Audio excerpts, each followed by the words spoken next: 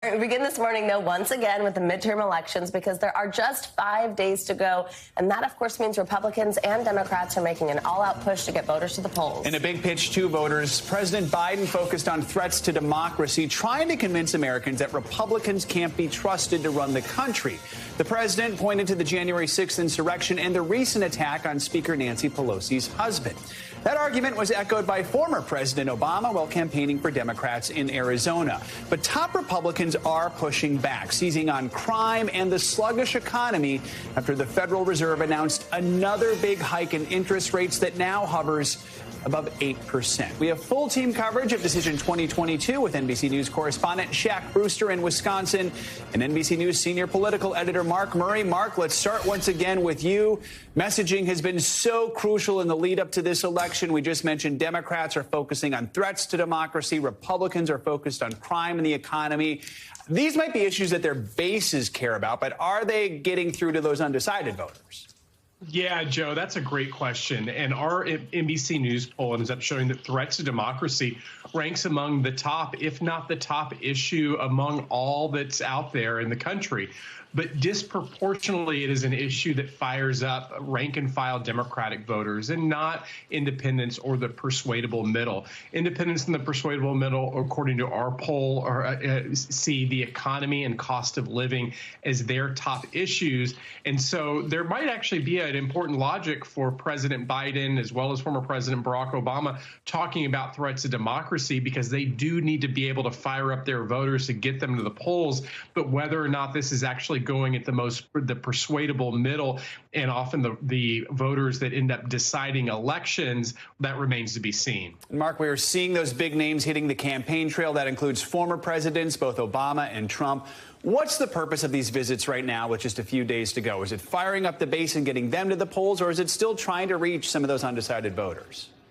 Joe, it's all the above, but mainly it is to go into communities, one, to actually drive local media coverage, to actually have a message to the local voters who are in a particular state. That's one of the reasons why you often end up going to battlegrounds as opposed to giving a speech like President Biden did in Washington, D.C. last night.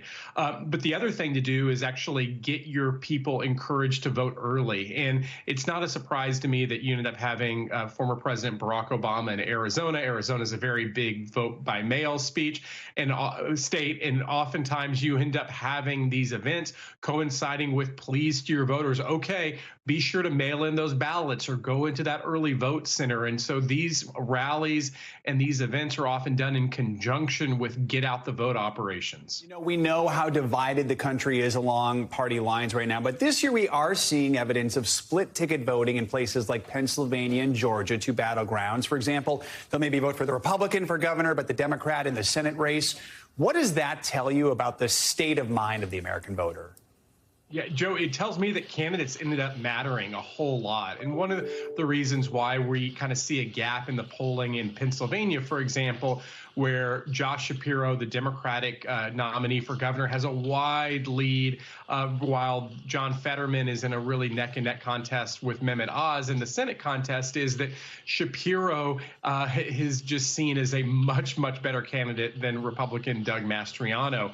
Similarly, in the Georgia race, Brian Kemp has kind of started to run away with the gubernatorial election against Stacey Abrams, while we do know that the Senate contest is neck and neck between Herschel Walker and Raphael Warnock. And real quickly here, Mark, with 5 days to go, what are you keeping a close eye on?